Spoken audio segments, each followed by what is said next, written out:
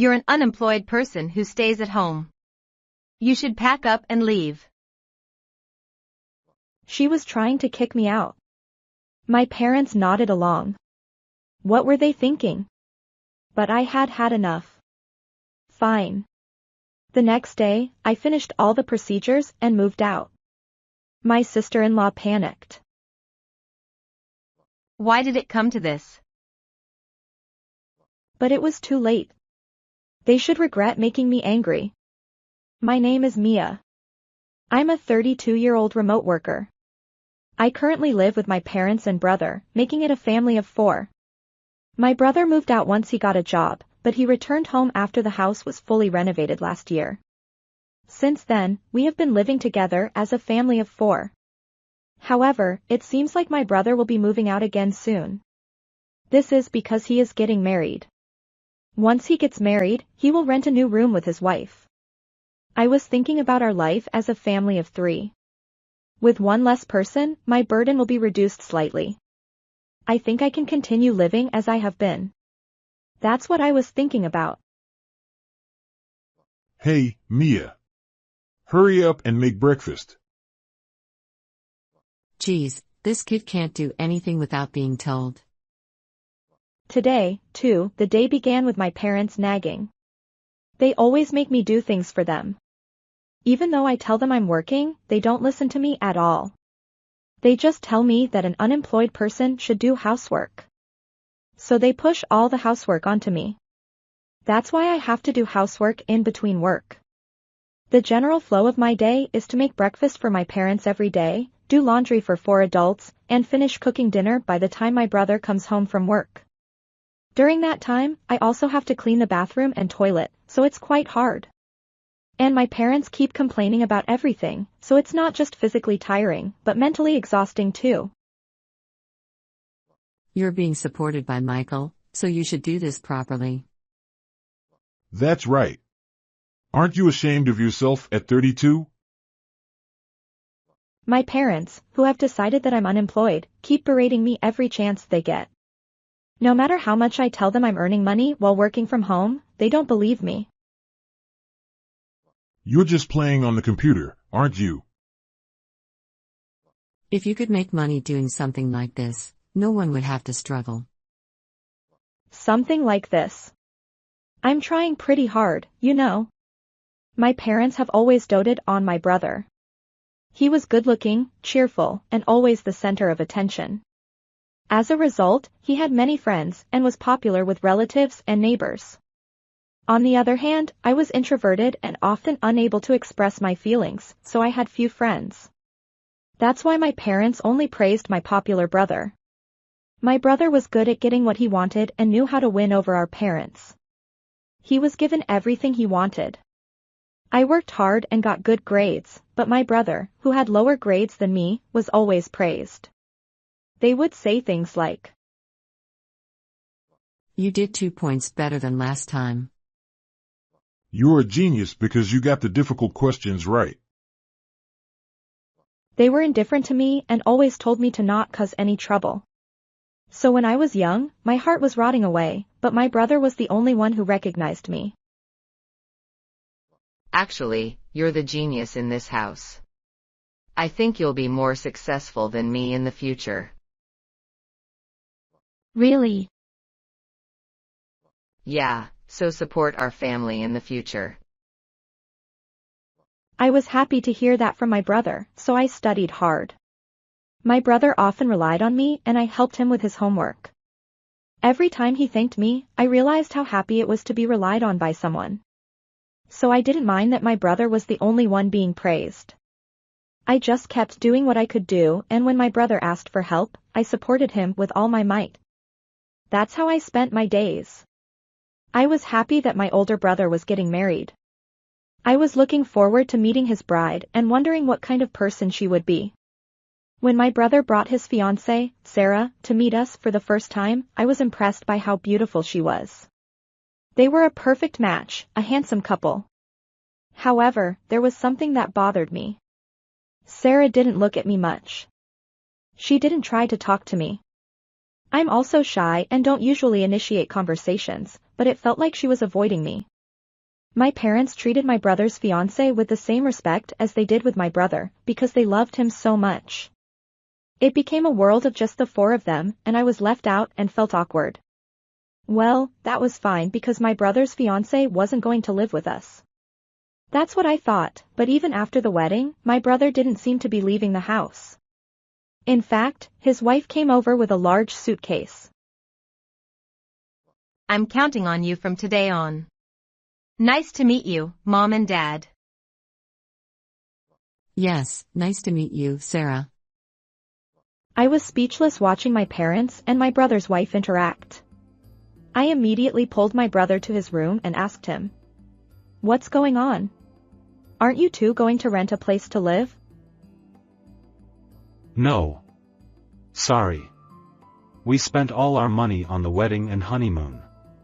We're in pretty bad shape financially. Besides, we just renovated this house a year ago, so it's still new, right? So Sarah said she wanted to live in this beautiful house anyway. So you decided without consulting me? No, I was going to tell you later, but things got hectic. I couldn't believe that my brother had decided to live with us without consulting me. I thought he was the only one who recognized me. It made me angry that things were decided without my knowledge. And my parents treated my brother's wife with the same respect as they did with my brother, making it a world of just the four of them. I was left out and felt awkward. Hey, hurry up and bring tea. Sarah is here. You're really useless and dull, aren't you? It's embarrassing in front of Sarah. It was more embarrassing for my parents to say such things in front of my brother's wife. But she laughed when she heard my parents' words. It wasn't a wry smile, but a mocking laugh. I had a gut feeling that she was the same as my parents and wouldn't believe anything I said. I was worried about my future life. Instead of having one less person, I had one more, and it was someone who would make my life difficult. It seemed like it would be even harder to work. And as expected, it turned out the way I thought it would. Hey, Mia, I want a caramel macchiato with extra whipped cream. Oh, really? I knew what my sister-in-law was trying to say, but I decided to ignore her. Then she clicked her tongue and glared at me. You're really stupid. I told you to go buy it right now. I can't. I'm working. What? Working? You're just playing with those anime characters, aren't you? If you're going to lie, come up with a better one. Just go buy it already. I'll tell your mother and father. That's how my sister-in-law threatened me. My job is to create 3D character graphic designs, and I'm also responsible for designing game characters. Although it's a similar genre, I get various jobs, so I can earn quite a bit. But even if I explain it in detail, my sister-in-law probably wouldn't understand. When I ignored her and worked, she told my mother as if she was tattling on me. My mother came into the room with an angry face. Hey. What are you trying to do, making Sarah cry? What? Make her cry. When I turned around, my sister-in-law was pretending to cry. It was obviously fake crying, but my mother seemed to be easily fooled. Go buy what you were asked to buy right now. You're unemployed, so do something useful. My mother yelled like that.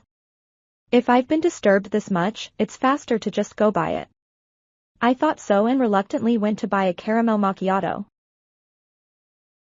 You should have gone to buy it right away. You're really stupid.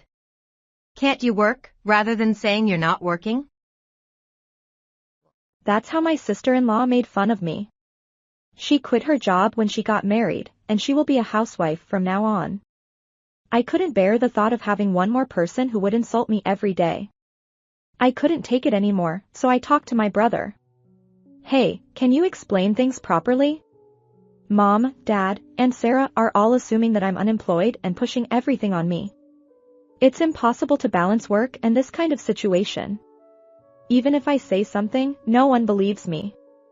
I think only you can make them understand. I talked to my brother like that, but he just gave me a vague answer. Oh, yeah, I'm thinking of explaining things properly at the right time.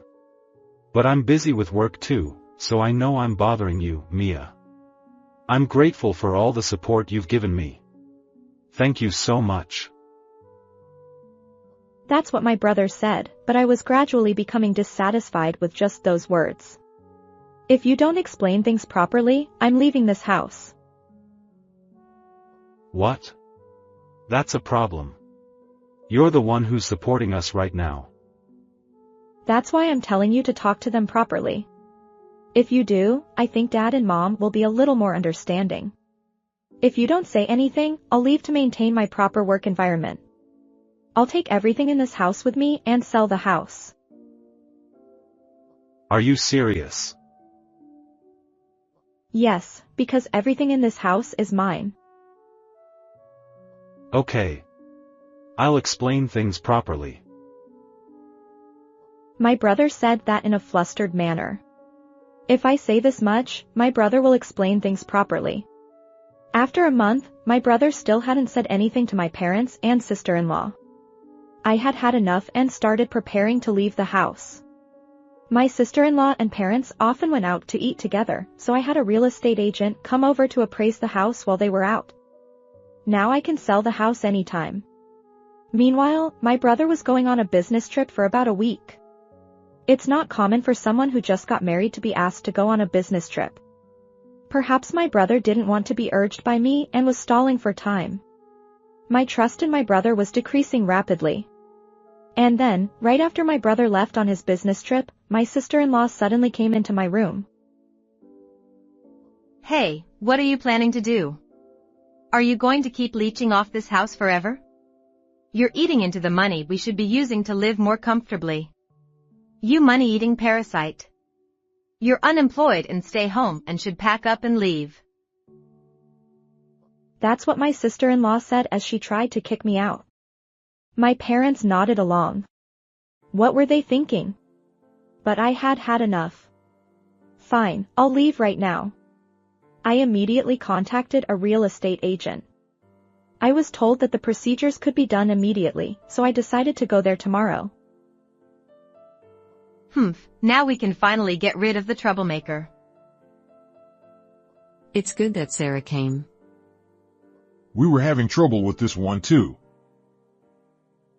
My parents laughed as they said that. It was too much. I was filled with anger. The next day, I finished all the procedures and moved out. My parents and sister-in-law told me to leave while they were eating out, so I was able to move everything at once. I also contacted a recycling company and sold all the furniture and appliances. As a result, there is nothing in the house. And for now, I stayed at a business hotel and started looking for a room for one person. As expected, a few hours later, my mother called me. Hey. Why isn't there anything in the house? Well, I bought everything. What? Don't lie. Michael bought everything new, didn't he? You guys seem to be misunderstanding. I paid for everything, including the house renovation, furniture, appliances, and living expenses. You're telling such a stupid lie again. My mother didn't believe me. Then, my sister-in-law took over the phone. Hey. Do you think you can get away with this? I'll sue you. Feel free to do so. You're the only ones who will be embarrassed. I have proof that the house is in my name and that I bought furniture and appliances with my credit card. When I said that, my sister-in-law was taken aback. You're so confident. Yes, because it's the truth. You can call the police or anyone you want. But I think you should check with your husband first. And then I reported to my brother via email that I had left the house and sold it. After about 10 minutes, my mother called me again. Her voice sounded quite urgent. I heard from Michael that everything you said is true. Please, I'm sorry. Come back. We relied on your income, right? So please, we need to continue our life as it was. I'll apologize as many times as you want. It's too late. How much have I explained to you guys? You didn't believe anything I said and treated me poorly. I can't forgive you. I've already sold the house, so just leave quickly. What? You sold it? What are we supposed to do now? I don't know. Why don't you ask your son for help? And rely on that kid who only makes $1,000 a month? We'll go bankrupt if we do that. Then why don't you work? Stop relying on others and work for yourselves. Your bodies still work, don't they? Don't say that. My mother was crying. Why did it come to this? I could hear my sister-in-law's voice from behind. They were panicking, but it was too late. They should regret making me angry. I'm cutting ties with you. I hung up the phone. I then blocked their calls so I wouldn't have to deal with them anymore. After that, I decided to live overseas, taking advantage of my ability to work from home. That way, I wouldn't have to worry about being chased by my brothers. Since then, my brother has called me many times, saying he wants to apologize or meet me. I was sick of it. I also found out that my brother had been calling me unemployed to my mother and sister-in-law. He had said many things to me, like how grateful he was, but he had taken all the credit and talked behind my back. I can't trust someone like that anymore, so I decided to cut ties with him completely. Now I'm living a peaceful life overseas, working hard and enjoying my days. I'll continue to work hard and maybe try to find a partner in the future. How was this story? Please subscribe to the channel. See you in the next video.